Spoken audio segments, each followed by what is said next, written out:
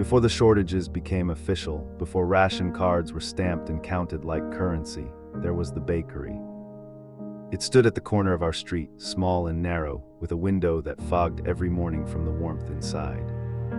The wooden sign above the door creaked when the wind blew from the north, and the bell hanging inside chimed in a soft, cheerful tone each time someone entered.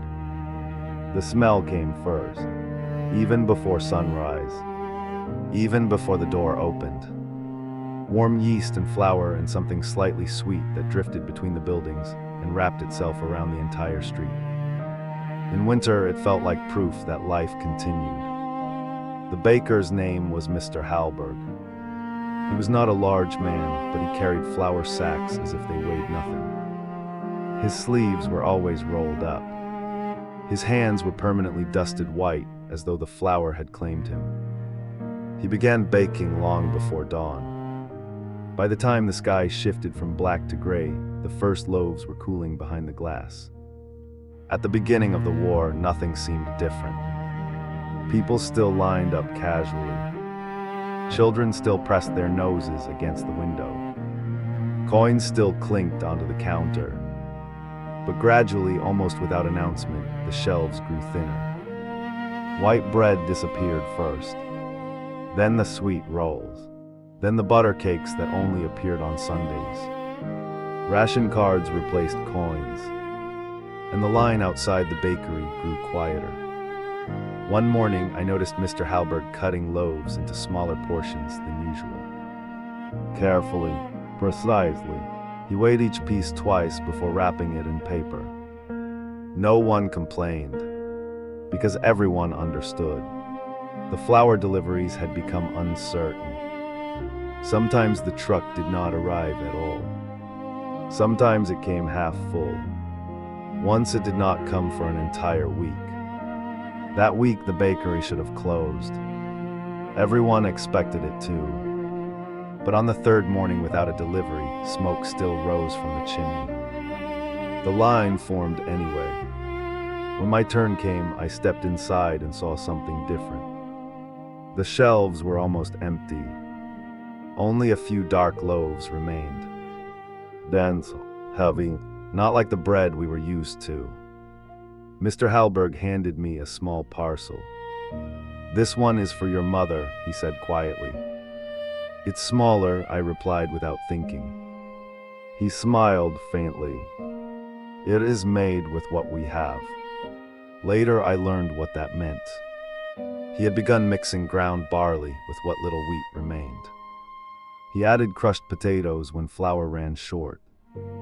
He experimented quietly at night, adjusting recipes so that the bread would stretch farther. It was not the soft white bread of before, but it fed us, and in those months, feeding mattered more than taste. As winter tightened and rationing deepened, the bakery became something else. It was no longer just a shop. It was a gathering place. Not loud, not rebellious, just human. People shared news there. Who had received a letter? Who had not? Which family needed extra coal? Which child had fallen ill? Mr. Hallberg listened to everything while kneading dough. He rarely spoke much, but he remembered. One afternoon, when Mrs. Adler fainted in line from hunger, he closed the door early. Not to keep people out, but to carry bread personally to her home. The next morning, the line was longer than usual. No one mentioned what he had done, but everyone knew. Soon, small changes began appearing. Children who came alone sometimes left with slightly heavier parcels. Widows received loaves wrapped more thickly, as if to hide their weight. When a factory worker lost his job, his ration card somehow stretched farther than it should have. The bakery never advertised generosity. It simply practiced it. There were rumors, of course, that Mr. Hallberg was running out of supplies faster than he admitted, that the authorities might notice inconsistencies, that he risked more than fines. One evening, 2 uniformed officers entered the shop. The bell chimed the same as always, but the sound felt wrong. The line outside froze. Through the fogged window, we could see silhouettes moving. Voices rose briefly, then fell. Minutes passed, long minutes. Finally, the officers left, empty-handed. The door opened again. Mr. Hallberg resumed kneading. His hands shook slightly, but he continued. That winter was the hardest. Flour became almost mythical. People spoke of it as if it were gold. And yet every morning, smoke rose from the bakery chimney. The loaves grew darker, smaller, denser, but they existed. On the coldest day of that year, when snow blocked the main road and no deliveries could possibly arrive, Mr. Hallberg did something no one expected. He opened the doors wide. Inside, the shelves were bare. Completely. People murmured in confusion. Then he carried out a large pot and placed it on a small stove near the entrance. Soup, thin, simple, made from scraps and leftover grains. He handed out small cups, one by one. No payment, no ration cards, just warm. Steam rose into the frozen air. Children cupped their hands around the metal containers as if holding treasure. That day, no one left hungry. Not full, but not hungry. In the months that followed, the war shifted. Supplies changed routes. Deliveries became slightly more consistent. White flour reappeared in small amounts. The first soft loaf after nearly a year felt unreal. When I tore into it, the crumb was light and airy. I almost cried, but what I remember most is not the return of abundance. It is the scarcity, and how the bakery refused to disappear.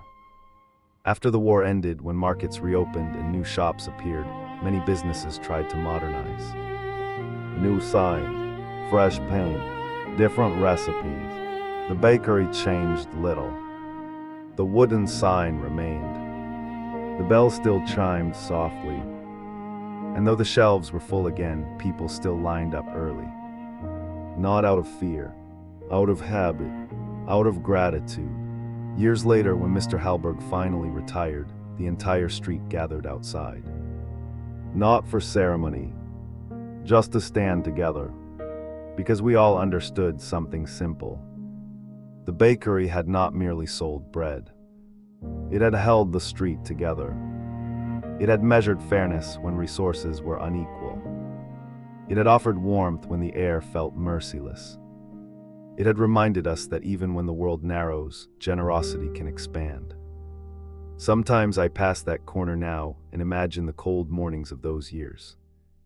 The fogged window, the smell of yeast, the quiet line of neighbors waiting not just for bread, but for proof that someone still cared whether they ate.